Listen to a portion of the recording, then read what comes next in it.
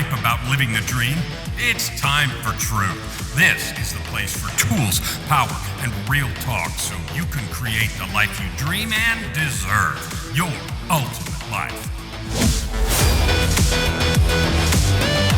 Subscribe, share, create. You have infinite power. Hey there, welcome to Your Ultimate Life. Glad you're with me today. Today we're going to talk about another fear. This is episode 1, 2, 3, 4, 5, 6, I think, in our 8-part series about fear and how it gets in the way of your ultimate life. Your ultimate life, not some theoretical construct, but your ultimate life, your own life of purpose, prosperity, and joy. Now, there's a possibility that you're already living absolutely the life of your dreams. And if you are, thank you. Thank you for developing and doing that. Thank you for being that in the world. Because here's what I know about people that are living that way. They're beacons of light. They give light and love and joy and support and encouragement to everybody around them. So if you're living that life of your dreams, thank you. Now, I have a request. If you're living your ultimate life, and if you've listened to other episodes, I say life of purpose, prosperity, and joy. I have 3 requests if you're already there. 1, I'd like to know how you define it. I use the word purpose, prosperity, and joy, living a life on purpose, doing a purpose, supporting a big purpose. Prosperity is creating the cash, the wealth, not just prosperity of money, but of relationships and everything else.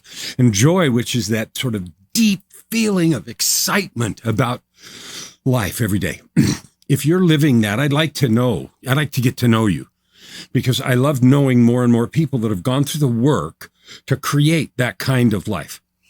And I also like to know the words you use to describe it. Now, I've landed on purpose, prosperity, and joy, but I'd like to know what yours are. So that's the first request. Reach out to me. With a name like Kellen Flukiger, I'm not hard to find. KellenFlukigerMedia.com is the URL on the screen. And if you're listening on audio, KellenFlukigerMedia.com is a way to get a hold of me there, or comment on one of the socials. I'd like to get to know you, and here's why.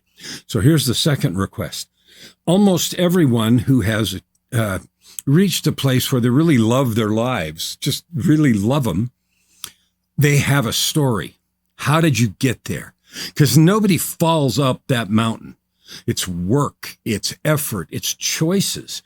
It's trying this path and then trying that path and finding the things that deeply resonate and are fulfilling. And this is the second one. I'd like to know you, because I like I said, expand my circle of people that are living that way, but I want to share your story. This is reason number 2. I love having people as guests here on this show, and on my LA Talk Radio live show on Tuesday nights, and on my television programs, to share stories of what happened to you or for you that made you change, that helped you develop and grow in that way that you're living that life you love.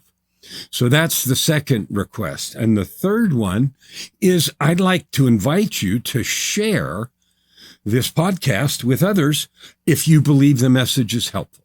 So if you've listened to this and you think it's good and encouraging, could I ask you to share it with 1 or maybe 2 people who could use this kind of encouragement? Thank you. And my goal is to reach 250 million people, to encourage them to take control of their own lives and have purpose, prosperity, and joy. So if you have that, oh, please, for those 3 reasons, I invite you to do that. All right, great. Now, today's topic, as I mentioned, is number 6 on fear. The first one was fear of setting goals. The second was fear of failure. The third one was appearing arrogant. The fourth one was asking for help. And the fifth one is this one. I said this was the 6th. I'm wrong. This is the 5th one. And it's the fear of saying no. Now, no might be the most powerful word in the language. This is the 5th of 8. Excuse me. My phone went buzzy and I have to get it out of the way. So the fear of saying no. No, we're afraid of that. And remember, this whole thing is about how this fear, this thing, manifests in many different ways, and I've chosen 8 of them. And those 8 came from a piece of content that I consumed that's part of a group that I belong to, and it's really good. And I thought these are really good expressions of the fears that get in our way. And so I thought I'd do an episode on each one. So that's why we're doing that. And fear of saying no, I've recast that a little bit. And so I said this episode is titled People Pleasing is a Fear. And this is one of the ways, the 5th of 8, about how fear gets in the way of your accomplishing all you want to in life. Enjoying the purpose, prosperity, and joy that you deserve, that you can have, that's yours for the creation and taking. Okay, so what is people pleasing? Well, first of all, it's a disease, the way that it's commonly used. When I hear it expressed or when I hear people talk about that, it's a thing that we create. We're not born with this disease of needing to please, people pleasing, right? We are born without any of these diseases and fears and worries. I don't mean physical diseases. Lots of infants are born with different things. But this people pleasing, it's a disease. And the symptoms are you are full of resentment. You are angry when people ask you stuff. You put on a brave face and smile and say yes, even though you really want to say no. Your own expression of life and creativity is blocked, buried, hidden, stomped down, right? And there's 100 other ways to express that. You live in fear of being disapproved of. You live in fear that someone's going to be angry. You have a need to be liked and approved of by others. And I say this not as an indictment, but so it's easy for you to see if this is a thing that is getting in the way of your ultimate life. Is it getting in the way of you having the life of purpose, prosperity, and joy that you want? And again, substitute your words for that. So let's explore what it is. First of all, people-pleasing is an unhealthy need to have other people like us. We feel somehow like it's our responsibility to a fanatic degree to make others happy. Like if somehow we're involved in something and people are unhappy or, their needs aren't met, that it's our fault. And moreover, that it's our responsibility to immediately and completely repair, fix, and otherwise ameliorate, which is a big, long word that means take care of, said deficiency. Well, none of that is true. Unless you're taking care of an infant, in which case, yeah, we're supposed to take care of them. It is not your responsibility or mine to meet every need of someone around us, right? It's just not. And when we go at life that way, we stifle our own ability and we end up with resentment and negativity. We end up feeling stifled, stomped on, and covered with a wet blanket because we are. So I'm going to introduce you to some concepts. Now you kind of know, you directly know. And if you think you are guilty, and I don't mean guilty, that's the wrong word, blocked, impeded, struggling with this people-pleasing thing, I express the title today as People-Pleasing is a Fear. It is a way that fear blocks you from being your full self, from being your most capable self, from adding good to the world the way you were meant to. Now, I don't mean to say by any stretch that it isn't pleasant, joyful, or something we would do out of love to go out of our way to make somebody happy, to make them smile, laugh, enjoy life and everything else. Of course we do. When we love somebody, we do that. We think of ways to create joy and happiness and satisfaction and surprise them and everything else. Of course you do, for those that you love. I'm talking about beyond that, in a way that is unhealthy and doesn't allow you creativity, doesn't allow you to blossom and grow and live and express. So I'm going to introduce you to some things that are really powerful to help with that. So if you've identified, yeah, I do a lot of people pleasing, If you're feeling resentment when people ask stuff, if you're saying yes and you're thinking, I should have said no, I wish I'd had the courage to say no. Why didn't I say no? I need to bail on this thing.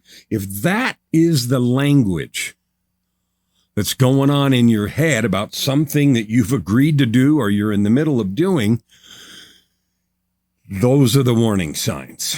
Okay? Now, whether or not you can end the one that you're in, the thing that you're doing right now, it depends on the thing and the consequences and a bunch of other stuff.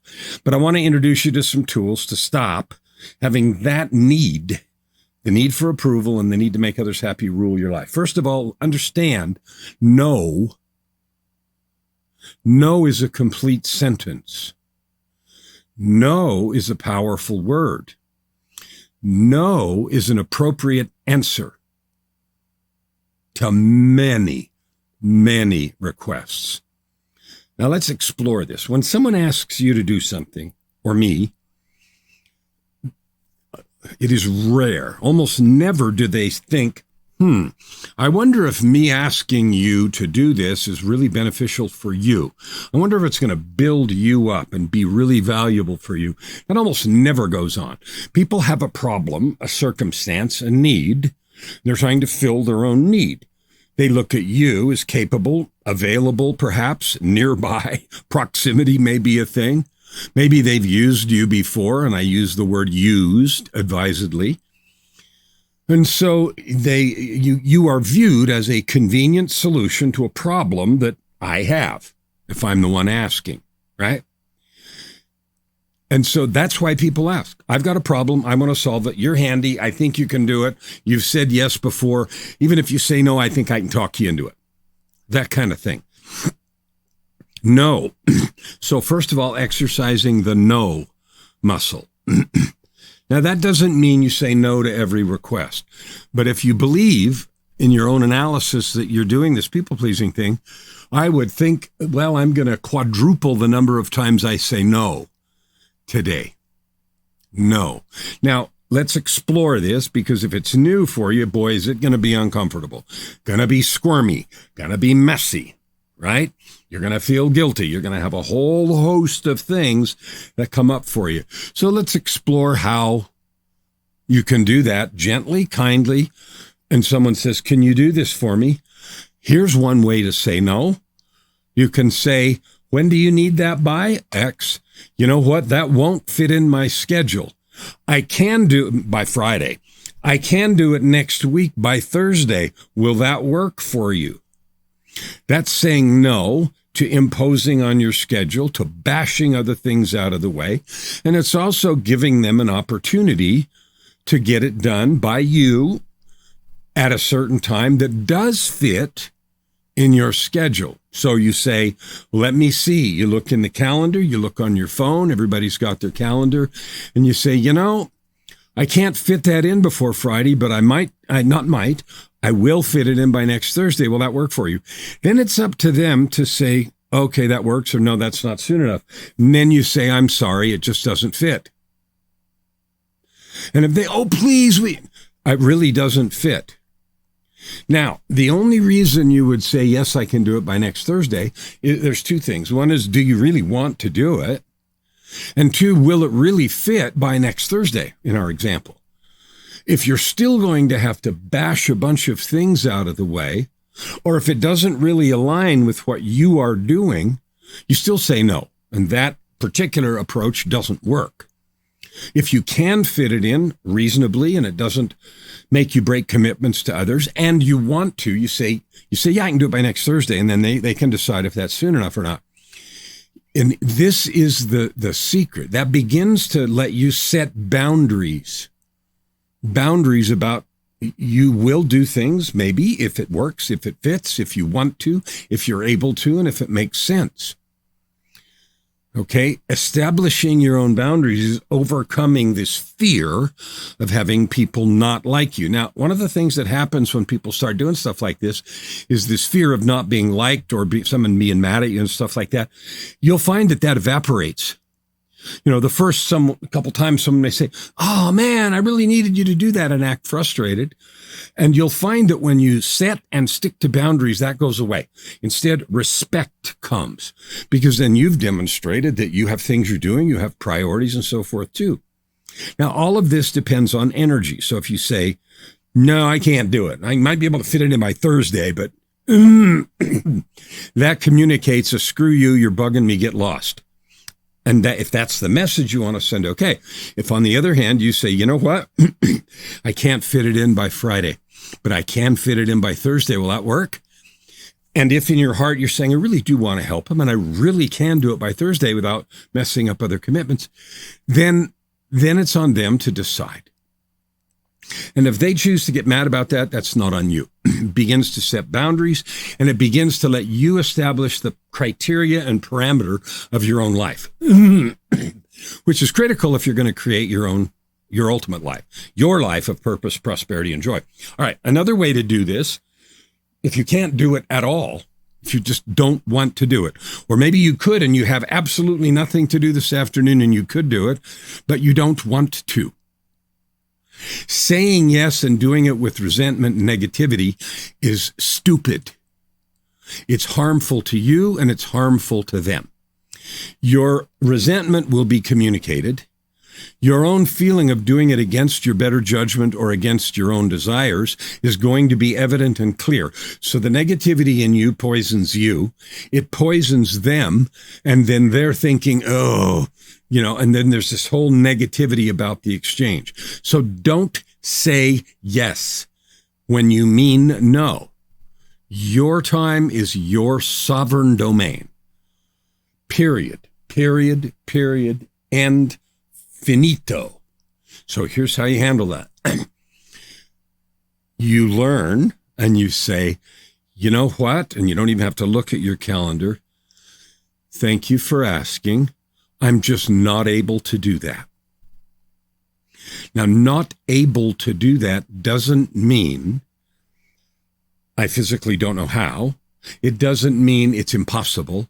It means I, balancing all my commitments, judgments, desires, and my own path that I'm walking, I am not able to do that.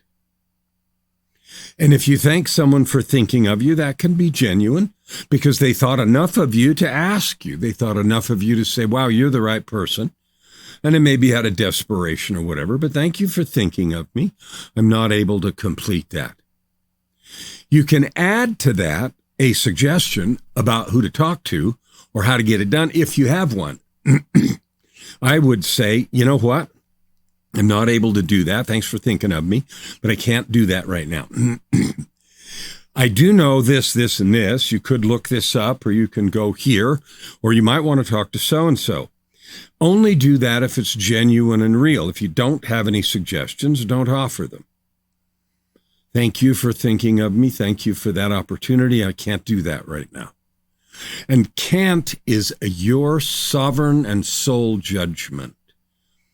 The first time you start doing that, you're going to feel guilty, and then you're going to feel liberated. This is working on eliminating the hold that this people-pleasing habit has over you. So learn to say no, and that's a way to say it. "Thanks for asking. I can't do that." "Oh, please, oh, please, oh, please. I really understand you feel urgent about this. I'm just not able to do that right now."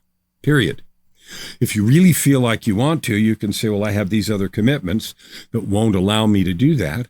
But you don't offer that as an excuse. You don't offer that so that they'll say, "Oh, okay, you have permission to say no." You're not asking for permission to say no. And so you don't have to give any further explanation. You don't owe any justification for why you choose at that moment to say no. Because right now, you're in the process of eliminating fear of people not liking you, fear of saying no. You're eliminating the hold that the feeling of people-pleasing or needing to make others happy, even at your own or other projects' expense, You're trying to get that out of your life. Why? Because you are the sovereign of designing your own ultimate life. Now, if somebody asks you to do something and you consider all the things you have and you believe that you really do think that's right and you should do that, then accept it with joy and say, you bet, I'd love to. How do we do it? When do we start? What's the time frame? But if you do it that way, you're not going to feel any resentment. You're not going to be uptight at all. There's going to be no, I got to do this. That won't be in there. And that's not people pleasing. That is true service. Now, if you look at a project or a thing and someone says, I need help, and you decide to do it and it has to move some other things, then you owe phone calls. You know what? I was going to complete this. I'm not able to do it. I'm going to move it out a day. And so you close those loops. You don't just blow people off and you don't ignore them. So learning to say no doesn't involve breaking commitments. It doesn't involve lying or shading or doing any of that stuff. It involves simply making conscious choices about what is going to occupy your time. Now, that kind of choice is critical to create your ultimate life. You can't have a life of purpose, prosperity, and joy if everybody else runs your calendar. If you are at everyone's beck and call, no, no, and double no. Okay, good. Now, here's another thing to think about. Remember, I said a bit ago, people ask for their own convenience and not yours. If they were really asking for yours, they would say something like, I know you're a coach, if they were talking to me, and I've got this project going on, and I think your skill as a coach would really be valuable in this project, and I think you might have a lot of fun too. I don't know. How does that sound? And it would be a collaborative question. A collaborative question open to conversation, and then it would be open also to a decision either way. I'll give you an example. I got asked about 3 months ago if I wanted to participate in writing a chapter for a book. Now, I've done that 2 times, and I have a third one that's under consideration that someone asked me about. This particular one came about 3 months ago, and I just didn't want to do it. So I didn't participate in that one. I now see, as of yesterday, that very book is being launched. I looked at it and I thought, wow, I could have been in there. I saw the pictures of the authors and all that stuff. And then I thought for a minute, wow, I wonder if I should have done that. And then I thought immediately, no, I made a decision because of this, and this. It doesn't matter. But isn't that funny? I thought, I wonder if it would have been beneficial to the other authors or to the people that are going to read it. But it wasn't about people pleasing. But it was just interesting that I made that decision and then saw the very outcome of that decision and made my peace with it completely and happily. Okay. Now there's one other thing, at least one I want to talk about here in our last 7 or 8 minutes. And that is the idea of boundaries. People pleasing is a disease that comes out of not having boundaries. You somehow have the idea that other people set your boundaries, that your time is not yours, that your will is not yours, that your skills don't belong to you, and your choice about how to live your life and add good to the world isn't really sovereign. I can't say this any other way except directly. You own every minute of your time. You own every focus of your attention and your whole life. You own it. It is yours. You're free to give it away any way you want to. And the question is going to be, how is that happening? Is it happening with full purpose of heart? Is it happening with full love and giving? Or is it happening with resentment? Because resentment breeds bad performance. It breeds bad blood. It wrecks relationships. It makes you not want to answer the phone when someone calls and you're like, oh no, what do they want now? That kind of thing. So I want to talk for a minute about saying no, the disease of people pleasing, that whole fear. And I want to frame 2 words, obligation versus commitment. Now, as a coach, I talk to tons of people. This morning, I talked to a group of 800, and it was wonderful and so forth. So I get a chance to talk to people a lot, and this was me talking, but often it's 2-way, and I hear a lot. People say, I don't have time. I can't do that. I have to. And that is the tone. I have to, I gotta. And you can describe that lots of ways, but I call that obligation versus commitment. Obligation versus commitment. Obligation is a word that means you owe somebody something. And when we think about obligations we often use the words gotta, have to. Obligation, the idea of obligation, carries the seeds of resentment. I got to do this. No, I have to. That usually, in fact, I would guess 100%, 99.9% of the time, means I'd rather be doing something else. I have to do this. No, I said I would, but I'd rather be, skiing. I'd rather be surfing. I'd rather be watching TV. And so what you're creating is you're creating a conflict between what you have to do, right? And what you want to do. So I have a tough exercise for you. And that is empty your calendar. Absolutely empty it. And everything that you choose to put back in there, ask yourself, am I committed to this? Because the word commitment is a joyful term. It's a loving term. It's a term of empowerment and growth and creation. I'm committed to make this happen. It doesn't carry any seeds of resentment. So even if you put the same things, I got to go to work, got to pay the rent. No, I'm committed to go to work and do the best job I can and be the best XYZ in the universe and have fun doing it. Why? Because I can. I'm committed to be excellent. I'm committed to be on time to the civic meeting or to church.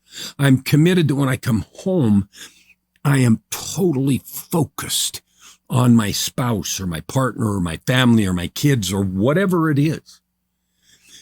That simple change, empty your calendar, only put things in that you genuinely can say you are committed to.